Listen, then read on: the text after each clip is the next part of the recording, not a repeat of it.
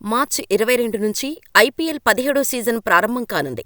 అయితే ఈ సీజన్లో అయినా టైటిల్ కలను సాకారం చేసుకోవాలనుకుంటున్న ఢిల్లీ క్యాపిటల్స్ తమ వ్యూహాలకు మరింత పదును పెడుతోంది. కెప్టెన్ రిషభ్ పంత్ రీ ఎంట్రీపై స్పష్టత రావటంతో జట్టు కూర్పుపై దృష్టి సారించింది. ఈ నేపథ్యంలో హ్యారీ బ్రూక్ గురించి కీలక నిర్ణయం తీసుకున్నట్టు తెలుస్తోంది. గతేడాది డిసెంబర్లో జరిగిన ఐపీఎల్ వేలంలో ఢిల్లీ క్యాపిటల్స్ను ఢిల్లీ కొనుగోలు చేసిన విషయం తెలిసిందే. 2 కోట్ల రూపాయల కనీస ధరతో వచ్చిన అతడి కోసం 4 కోట్ల రూపాయలు వెచ్చించింది. అయితే హ్యారీ బ్రూక్ను తీసుకున్న ఢిల్లీ నిర్ణయంపై విమర్శలు వచ్చాయి.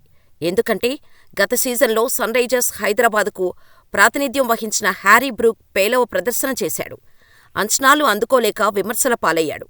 అతడి కోసం ఎస్ఆర్హెచ్ ఏకంగా 13.25 కోట్ల రూపాయలు ఖర్చు చేసింది. అతడిని భరించలేక వేలానికి ముందు వదులుకుంది. అయితే హ్యారీ బ్రూక్ సామర్థ్యంపై నమ్మకం ఉంచి ఢిల్లీ ఫ్రాంచైజీ అతడిని దక్కించుకుంది. కానీ ఐపీఎల్ 17 సీజన్లో అతడు పాల్గొనటంపై అనిశ్చితి నెలకొంది. దీని గురించి అధికారిక ప్రకటన రానప్పటికీ ఢిల్లీ అతడి స్థానంలో మరో ఆటగాడిని భర్తీ చేయటం కోసం ప్రయత్నాలు మొదలుపెట్టింది. 21 ఏళ్ల ఆస్ట్రేలియన్ జేక్ ఫ్రేజర్ మెక్గుర్క్ను జట్టులో చేర్చుకోవాలని భావిస్తోంది.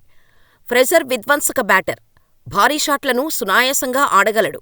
వెస్టిండీస్తో జరిగిన 3వ వన్డేలో 18 బంతుల్లో 41 పరుగులు చేశాడు. అంతేకాక 29 బంతుల్లో సెంచరీ బాది వైట్ బాల్ క్రికెట్లో ఫాస్టెస్ట్ సెంచరీ రికార్డు సాధించాడు. మార్ష్ కప్లో సౌత్ ఆస్ట్రేలియా తరపున ఆడిన ఫ్రేజర్ తస్మనియా జట్టుపై ఈ ఘనత సాధించాడు. దాంతో ఫ్రేజర్పై ఢిల్లీ క్యాపిటల్స్ ప్రధాన కోచ్ రికీ పాంటింగ్ అమితాసక్తి చూపిస్తున్నాడు. ఈ టాప్ ఆర్డర్ బ్యాటర్ రాకతో ఢిల్లీ బ్యాటింగ్ మరింత బలోపేతంగా మారుతుందని అభిప్రాయపడుతున్నాడు.